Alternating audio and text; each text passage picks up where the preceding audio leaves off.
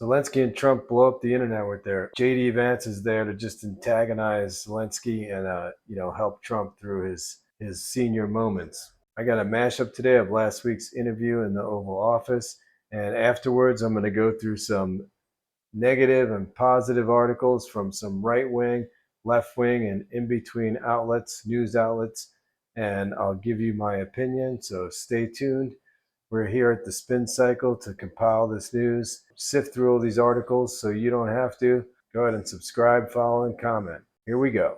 I'm not telling you. Because I'm you're in no answering all these position to questions. dictate that. That's Remember exactly this. what I'm not You're dictating. in no position to dictate what we're going to feel. You've allowed From the yourself very- to be in a from very the very bad position, beginning and he of the happens war. to be right about From the it. very beginning of the war. You're not Mr. in a good Brown, position. I was You don't have in the cards right now. You said thank you once. a this lot entire of meeting? times. No, in this even entire today, meeting, you said thank even you. Today. Your country is Can I- in big can- trouble. Can I Wait a answer? minute. No. Can You've I done a lot answer? of talking. Your country is in big trouble. I know. You're not I winning. know. You're not winning this. Yes. It's going to be a very hard thing to do business like this, I Again, tell you you. just say thank you. I except- said a lot of except times that thank there- you except to that- American people. Except that there are disagreements, and let's go litigate those disagreements rather than trying to fight it out in the American media when you're wrong. We know that you're wrong. But you see, I think it's good for the American people to see what's going on over here. I think it's very important. That's why I kept this going so long. You got to be more thankful. Russia, Russia, Russia. You ever hear of that deal? That was a phony Hunter Biden, Joe Biden scam. Hillary Clinton, Shifty Adam Schiff. It was a Democrat scam. And he had to go through that. And he did go through it. We didn't end up in a war. This is going to be great television, I will say that. I don't know about you guys, but I think that Trump and Vance were the ones antagonizing Zelensky in that interview. Zelensky's just trying to protect his country. Yeah, he didn't wear a suit, but look at Elon Musk. He goes to the Oval Office with his little kid rubbing snot on the desk and telling Donald Trump to shut up in his black t-shirt and his black hat with his big fat white belly hanging out. So who are they to criticize Zelensky? You know, he's at war. His country's at war. They have been for 3 years. And yeah, he says he's not. I've heard him say before, he's not going to wear a suit until the war is over. I don't blame him. I wouldn't want to wear a suit either. I don't like suits either, as you could tell. But JD Vance is just kind of there, chiming in to ask why he's not thanking the dear leader, Donald Trump, for his help. First of all, Biden's the one who gave the $180 million. It's not $350 million like Trump says, but he's 80. He can't remember numbers.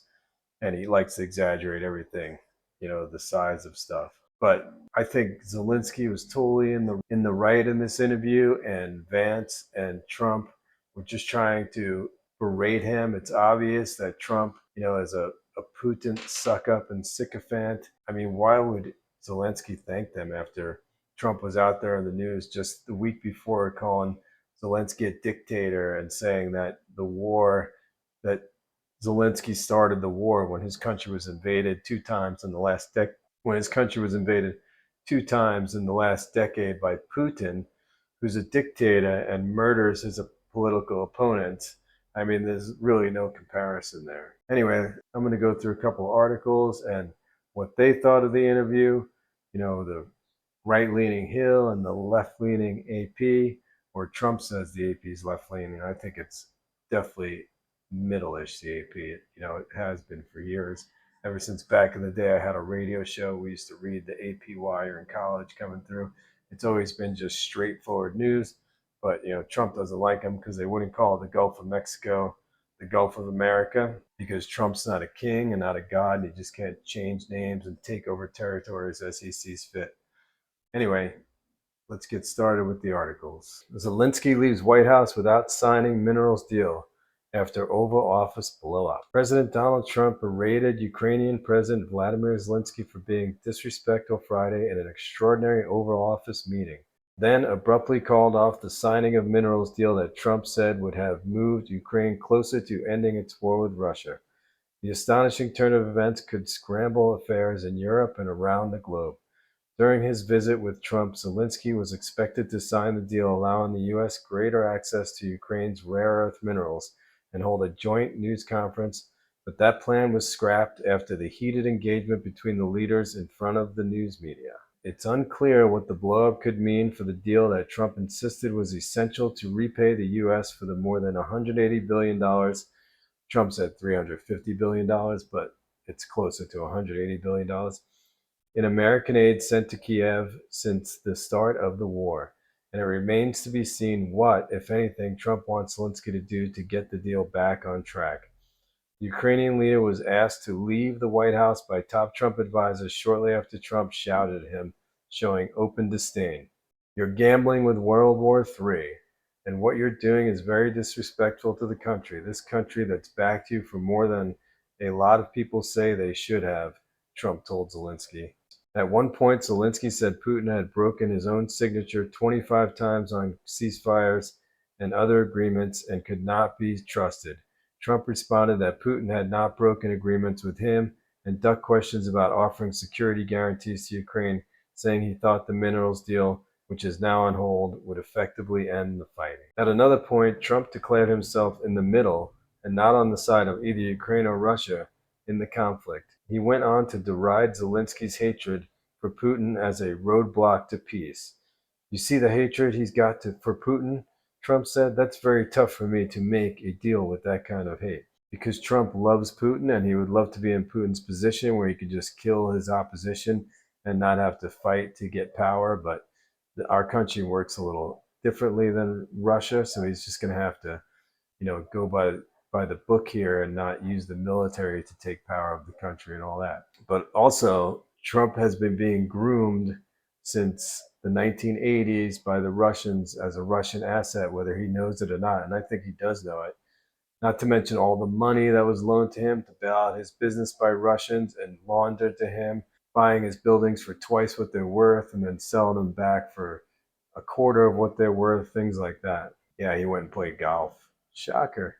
Remember when Obama was president and Trump would complain about how many times Obama played golf, and then Trump played golf, I think it was 300 times more than Obama did.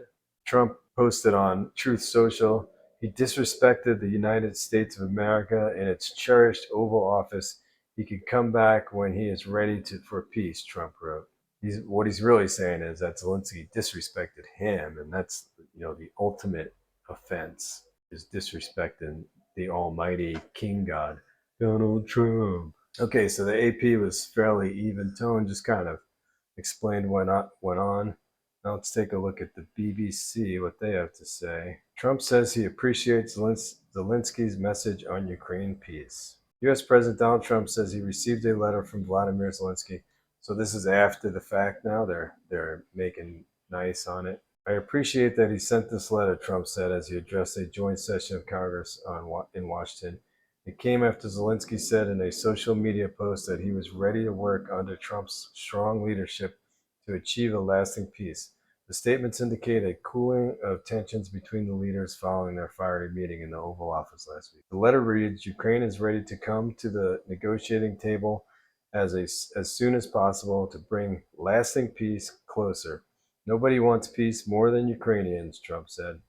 Continuing to read from what he said was Zelensky's letter, Trump said, my team and I stand ready to work under President Trump's strong leadership to get a peace that lasts. You have to flatter Trump by saying under President Trump's strong leadership, to get him on your side because he's such a narcissist. So that's the BBC.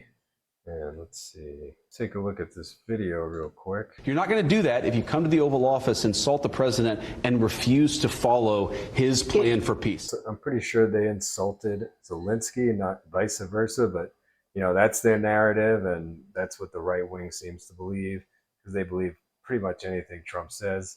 But so we'll go with that for now. Palpable, and it hasn't come out of the blue. In 2019, during his first term, Donald Trump was impeached in connection with a phone call with President Zelensky. Trump was accused of trying to pressure Zelensky into investigating Hunter Biden, the son of Trump's rival, Joe Biden. Trump also suggested that when vice president, Joe Biden intervened to stop Hunter being investigated for corruption in Ukraine.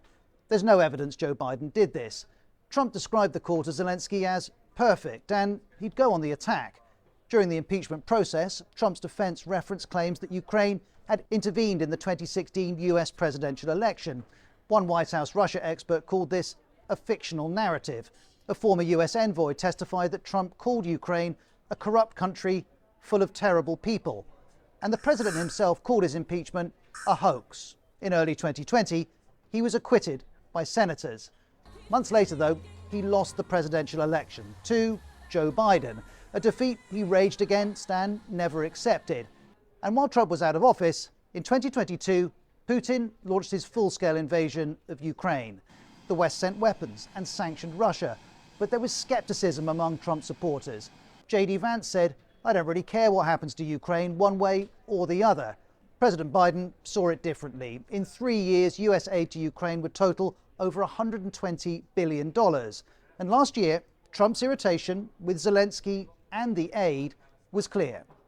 He just left 4 days ago with $60 billion, and he gets home and he announces that he needs another $60 billion, else it never ends. Okay, now I just want to take a look at this article from The Hill, which is a much more conservative, paper or outlet. And this article was written by Mick Mulvaney, who used to be in Congress, who's pretty right-wing, but he's not as right-wing, batshit crazy as they are now. But that's why he's not in Congress anymore. 4 lessons to be learned from Zelensky's White House meeting. Ordinarily, I might be a little reticent about offering advice to world leaders on how to conduct international relations. Then again, I never expected someone as high profile as Ukrainian President Volodymyr Zelensky to perform so miserably as he did at his meeting with President Trump in the Oval Office last week. So right there's his right-wing bias, because, Zelensky was basically forced into arguing with those guys who are just looking really weak. J.D. Vance started it, with the "why don't you thank President Trump?" Thank him for what? The American people supplied the weapons. This is the thing with Trump. The American people supplied the weapons for the war and the money for the war. That was our tax money. That didn't come out of Trump's bank account. And it's been Biden is the one who's been supplying him with all the weapons and money. The $180 million that Trump called $350 million all came from Biden, not from Trump. We'll start with the easy stuff. Dress appropriately. Okay, so this is rich. They're talking about, Zelensky. And I heard Zelensky say a long time ago he wasn't going to wear a suit until the war was over, and I don't blame him. We'll start with the easy stuff. Dress appropriately. Yes, it sounds pretty. It sounds Yes, it sounds petty at some levels, given the gravity of everything happening in the world. It probably is, but it counts. Trump appears to be willing to let Elon Musk.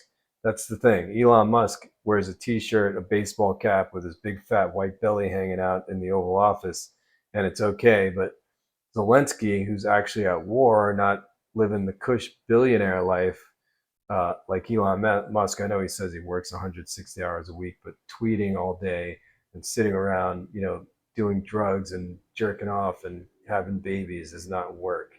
To a billionaire, it's work.